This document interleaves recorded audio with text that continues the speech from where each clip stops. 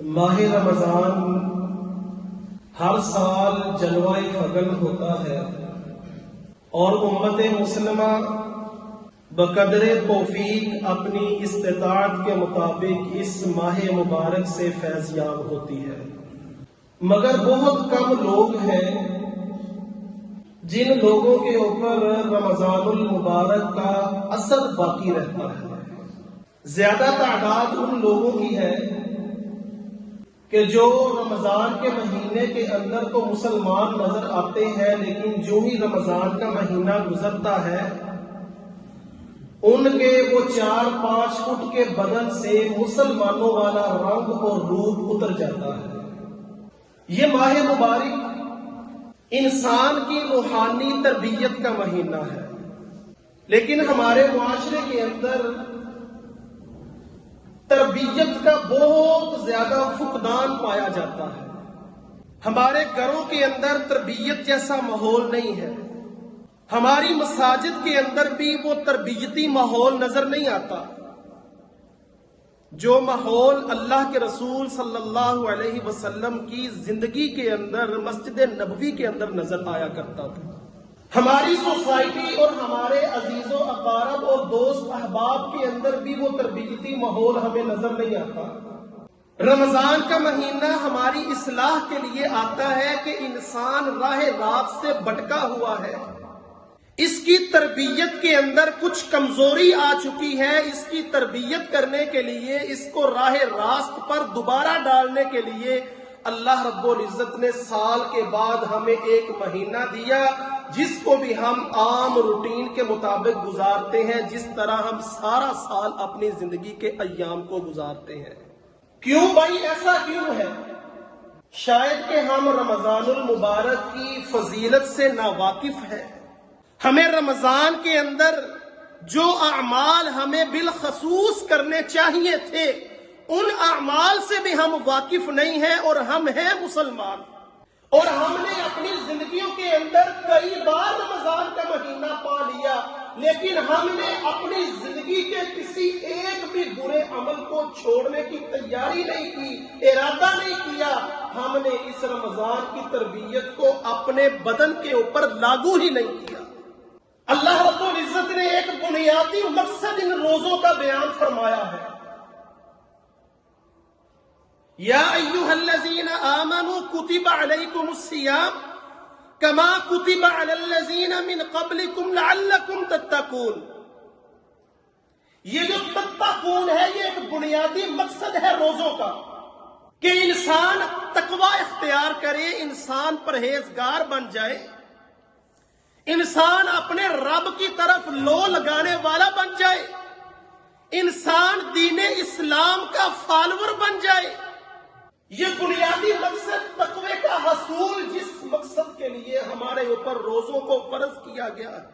روزہ اس چیز کا نام نہیں کہ کھانا پینا چھوڑ دو، اپنی زبان سے لغویات کو نکالتے جاؤ، اپنے ہاتھوں کو کنٹرول میں نہ کرو، اپنی آنکھوں کو، اپنی نظروں کو اپنے کنٹرول کے اندر نہ کرو، آوارہ نظریں ہی رہے، ہماری زبان بھی اسی طرح چلتی رہے جس طرح بقیہ 11 مہینے ہماری زبان چلتی ہے۔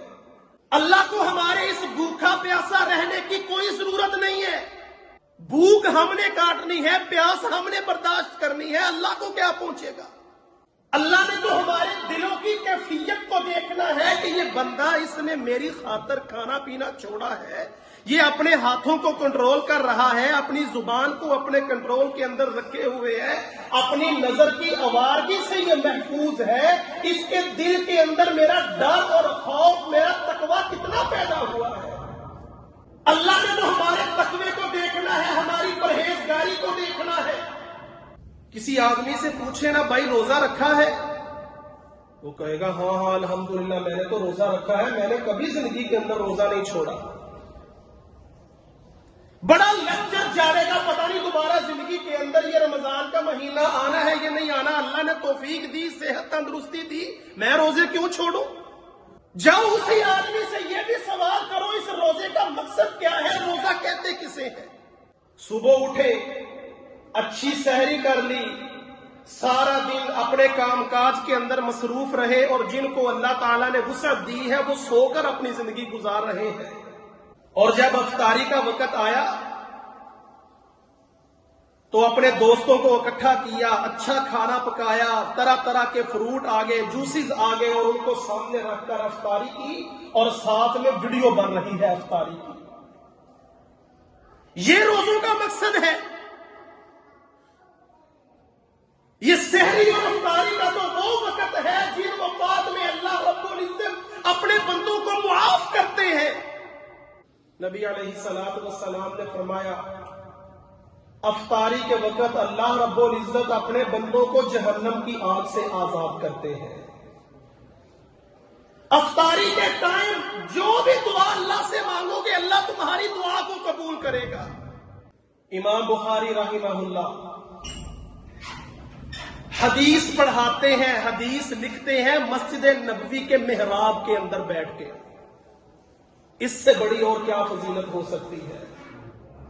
مصلی رسول کے اوپر امام بخاری رحمہ اللہ صحیح البخاری لکھ رہے ہیں، صحیح البخاری احادیث پڑھ رہے ہیں، پڑھا رہے ہیں، اور جب رمضان المبارک کا مہینہ آتا تو امام بخاری رحمہ اللہ اپنے گھر والوں کو نفل نماز کی جماعت کرواتے ہیں، اور ہر رکعت کے اندر 20 آیات کی تلاوت کرتے ہیں۔ کیا ہمارے گھروں کے اندر ایسا ماحول موجود ہے؟ ہماری مساجد تراویح کے وقت خالی چند دوست احباب امام صاحب کے پیچھے کھڑے ہو کر تراویح پڑھ رہے ہیں، ان میں سے بھی زیادہ وہ جو عمر رسیدہ ہے۔ ہماری نوجوان نسل کو کیا ہو گیا ہے؟ سارا دن موبائل کے اوپر ٹک ٹکی لگا کر موبائل کو دیکھتے رہیں گے، سارا دن چوکوں چوراہوں کے اندر کھڑے ہو کر سارا وقت گزار دیں گے۔ 1 گھنٹہ، سوا گھنٹہ یا 1.5 گھنٹے کے لیے وہ تراویح کی جماعت کے ساتھ کھڑے نہیں ہو سکتے۔ جاؤ آج جا کے مساجد کا ذرا دورہ کرنا اور دیکھنا مساجد کے اندر تراویح کے وقت کتنے نوجوان مسجد کے اندر موجود ہیں جو جماعت کے ساتھ تراویح کی نماز ادا کر رہے ہیں۔ اللہ کے رسول صلی اللہ علیہ وسلم نے فرمایا، من قام رمضان ایمانا واحتسابا غفر له ما تقدم من ذنبه، جس بندے نے ایمان کی حالت کے اندر اور اپنا احتساب کرتے ہوئے رمضان المبارک کی راتوں کا قیام کیا، غفر له ما تقدم من ذنبه، اللہ تعالیٰ اس کے گناہوں کو معاف کر دیں گے۔ ہے کوئی اپنے گناہوں کی معافی مانگنے والا؟ ہے کوئی اپنے رب کے سامنے ہاتھ اٹھا کر کہے، اے اللہ زندگی کے اندر بہت گناہ کیے ہیں، اے اللہ اب تو مجھے معاف کر دے؟ کوئی ہے نوجوانوں میں سے ایسا جو اپنے رب سے اپنے گناہوں کی معافی مانگنے والا ہو؟ ہماری زندگی کے شب و روز شیطان کو راضی کرتے ہوئے گزر رہے ہیں۔ آؤ اس رمضان کے مہینے کو غنیمت سمجھتے ہوئے ایک تربیتی ماحول بناؤ، اپنے اوپر کچھ باتوں کو لاگو کر لو کہ اب یہ برائی میرے اندر تھی، اب اس برائی کو میں نے دور کرنا ہے، رمضان گزرنے کے بعد بھی اس برائی کے نزدیک نہیں جانا۔ اللہ تعالیٰ عام معافی کا اعلان کر رہے ہیں، ایک پورے مہینے کا نامہ اعمال ترتیب دو، اپنے گھر والوں کی تربیت کرو، گھر کے اندر تربیتی ماحول بناؤ، عبادات کا ماحول بناؤ، اپنے بیوی بچوں کی اصلاح کرو، ان کو عادت ڈالو، ان کو حکم دو کہ گھروں کے اندر تلاوت قرآن کی پابندی کرو، گھروں کے اندر نفل نماز کی ادائیگی کیا کرو۔